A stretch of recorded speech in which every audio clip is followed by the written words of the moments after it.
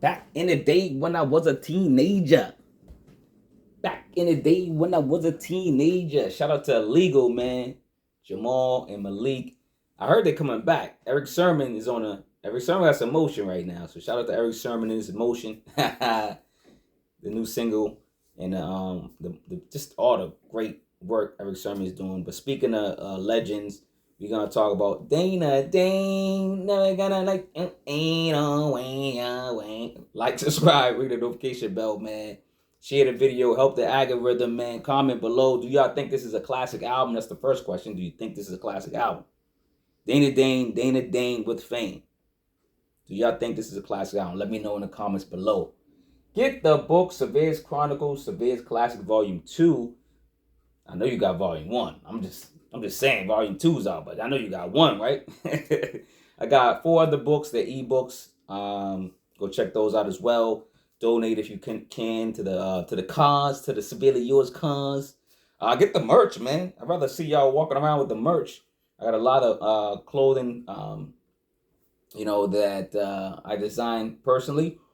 Ooh, that's luck. That's luck.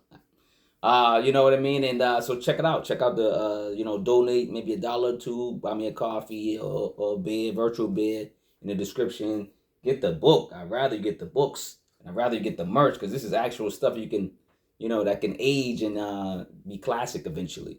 Let's talk about classics. Like I said, is this album a classic? Dana Dane with Fame. Came out January 1st, 1987. 37 minutes. 38 seconds. We're going to Fort Greene, New York. Fort Greene, shout out to Fort Greene. Number 1, dedication, Hurby Lovebug. Shout out to Hurby Lovebug. Living legend. One of the dopest producers that we don't talk about. Shout out to Hurby Lovebug. Look him up, kiddies.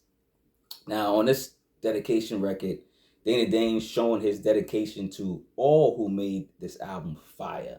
And if y'all don't know, a lot of artists back in the day show dedication to their staff or the people they surround themselves with, their circle, their friends, family, and it was all love. So they usually did it in the beginning or the end of the album. So shout out to the artists now that are bringing dedications back to hip hop itself, and then just dedicating songs to their loved ones. A lot of rappers I follow, they got records about their mother, their father, their grandparents, and stuff like that. They vulnerable and they're personable, and I love it, man. So keep it going, man. Number 2, Cinderfella. Cinderfella, not Cinderella, but Cinderfella. Say Cinderfella Dana Dane featuring Hurby Lovebug. Now, hashtag hip hop great. Hashtag Cinderfella. Now, Dana Dane was a top 5 storyteller. He hasn't put out anything recently. And if he does, I'm pretty sure he still has a talent. So Dana Dane, if you're out there, you watching this, we need that record, man. We need that record. Get back in the studio. You see Slick Rick rapping. Slick Rick's back. So come on, man. Dana Dane Slick Rick album, you know what I'm saying? Premiere on the beats. Get a couple, you know what I'm saying? Get one of these younger producers. Maybe the conductor, Williams, or, somebody, and get some great features, man. Dana Dane, what's up? But Dana Dane was one of the top 5 storytellers. This song is incredible. The remix of Cinderella, basically, with a touch of hip hop. This song is it's his own movie. You can listen to this and see the movie. You can see it, the vision of it. Did he ever? I think he did a video of this, right? He did a video of this. I gotta go check. I believe he did a video of this. I gotta check. This is maybe one of the top 25 hip hop songs. Period. I believe. Cinderfella. Dana Dane. This record is classic. Let's go to number 3. This be the Death Beat.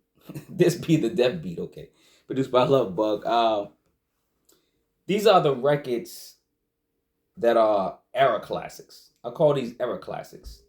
Like in '87 and early '90s, this song was probably like 5 mics. It was scored high, right? It was a banger. Some songs don't age well. Even though this song's still dope, the mics are reduced. So I reduced the mics on this one. That's just me. So you already know my prediction. I don't believe this is a classic album. I believe Dana Dane does have a classic album. Y'all guess that one. Y'all guess that album I'm talking about. But yeah, it was okay. You know what I'm saying? If you listen to it now, you're like, this is okay. But if you was in that time frame of zone like I was, or certain people, you remember it. You remember like not skipping it. I wouldn't skip it now. It's not a skippable record. Let's go to number 4.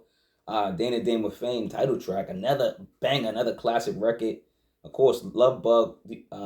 Hurby Love Bug did this whole album. Shout out to the living legend, Hurby Love Bug. So Dane and Dane with Fame. Uh, another classic song that still hits well currently. The natural born poet's wordplay is flawless. His flow is silky and smooth. He has rap personality and character. He's just great, man. Just a great rapper. He said, I rocked it twice. She started talking Japanese. I was rolling when he said that part. Then he starts imitating Japanese. But it's so, I mean, that probably won't resonate now because it's a sensitive time. But back in the day, it's a dope record. Maybe they might have to take that part out now. I don't know. Some people might take offense to that, but it was a fun record. It was supposed to be fun. It would have been better if he learned Japanese a certain portion and he actually said something. But back in the day, everybody was racist. Let's go to Delancey Street, number 5, Delancey Street. Said down there, shout out to Delancy Street. I had some times in Delancy Street shot with my boys, man. Dana Dane just speaking on one of NYC's famous shopping streets. I call it the shopping street. I don't know what y'all call it. But Delancy Street was and is still the spot to visit. Another great story from Dana Dane. Just one of like I said, he's one of the best storytellers. Think about it. He's chilling with Slick Rick all the time. They was telling stories probably together. I don't know. Maybe they was writing together. I'm not sure. Number 6, We Want to Party. We want to party. We want to party. Like that. Of course, produced by Love Bug, featuring Hurby Love Bug. Once in a while, Hurby Love Bug be on these records. Like in Kid and Play, he was like the third member or something. You know what I'm saying? But shout out to Hurby Love Bug, man. But number 6, We Want to Party. This sounds like a Kid and Play song. Speaking of Kid and Play. And yes, Mr. Love Bug produced for them too. And so when you attend your next house party, tell the DJ to play this classic record and this classic song. You will get the ladies dancing. They be on, you can get people. I heard people don't dance no more. Is that right, kids? Anybody under 40, I'm gonna ask that. Anybody under 40, y'all don't dance no more? Well, actually, under 30. Anybody that's under 30 that be going to the clubs. Whoever go to the clubs, I heard y'all don't dance. So what y'all got? Y'all got clubs still? Like what y'all do in the club? Like this on the phone like all day? Like do y'all even 2-step? Be on the wall dancing? We used to be on the wall at least dance. We used to do. Come on, man. Y'all don't have fun no more, man. So We Want to Party. Play this record. Maybe y'all get off your phones. All right, number 7, another classic record, dope record called Nightmares, man. Produced by Sam Jacobs and Sam Jacobs Jr. Probably the only song that wasn't produced by Hurby Love Bug. But this song's a hit, man. I love it. Another story, great story. Dana Dane's stories were clever, entertaining, and fun, and even educational at times. Freddy Krueger will be proud of Dana Dane's Nightmares. Make sure these songs live on, please. Make these songs timeless. They're just classics, and your kids need to know. Your kids' need to know. Like Anita the Beast was his Krueger. Basically, his Freddy Krueger, I believe. He had a story about the bad breath chick. Then he had a story, about Anita the Beast. Was she both chicks? She probably the bad breath chick and the ugly chick. Lessons, man. # brush your teeth, man. Just brush your teeth, man. With some healthy toothpaste, man. Go to allblack.com or buyblack.com or something like that, man. Go get some organic toothpaste and mouthwash and brush your teeth, brush your gums, and floss, man. Floss. A lot of people don't floss. I'm just listen to this song. You'll be thinking you say the same stuff for that hit record. Number 8, Keep the Groove. I think they're another attempt at making a dance record. Of course, we was dancing, clubbing back then. We was moving back then. We had motion. We had motion back then. You know what I'm saying? That's what y'all saying. We had motion back then. Keep the Groove. Another song that didn't age well though. The simple drum patterns and rhymes don't carry over well. I'm pretty sure we were doing the WAP though. We probably doing the WAP to this. I can't can't do it. I can't do the walk. There you go. I'm about to break. Oh, about to twist something. I'm getting old, yo. But shout out to this one, man. Last track, like, subscribe, notification bell, man. Stop playing, comment below. Help the algorithm, for real. Get the books if you can. Get the merch if you can. Donate if you can. One love. Speaking of love, number 9 is Love at First Sight. Love at First Sight. I like that chord. The chorus with the ladies. I enjoy the chorus hook with the ladies singing. The music still gives off enough energy to rock to as Dane and Dane entertains us with a true love story. This samples 7 minutes of funk by the group The Whole Darn Family. And then EPMD used this on It's My Thing. You can hear that. It's My Thing. You hear that beat, but that beat actually came from a group called The Whole Darn Family. So shout out to them. And EPMD made it more famous with It's My Thing. Record off their classic album, Strictly Business. Classic album, EPMD, Strictly Business. Classic record. Stop playing. 80s, man. The 80s was the joint. Which era was your favorite era?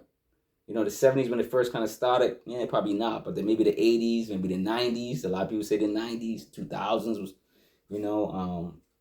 people say now, Shout out to Dane and Dane with Fame. We're coming back from Fort Greene, New York. We back in Boston. We back in the Bean, man. I really enjoyed this album. Is this a classic album? Let me know in the comments below. Is this a classic album? Do you think those 2 records that I described that didn't age well, you think they still age well? Or do you give those songs a pass? So do you if you said this album was a classic back in the 80s and the 90s and maybe even the 2000s, and then you listen to it again and then you didn't like 2 records? Let's just say 2 records. No more than 2 records. You just kind of go say, that one didn't age well. Do you still give the album a classic? That's all I want to know. All right, man. Holla at me, man. Answer the questions if you can. Comment below. Yo, show some love if you can. Yo, get the books, man. Stop playing the merch. Yo, come on, man. Come on, man. Yo, all right, man. Love or hate, man. Peace out. Dane and Dane with Fame. Dane and Dane with Fame.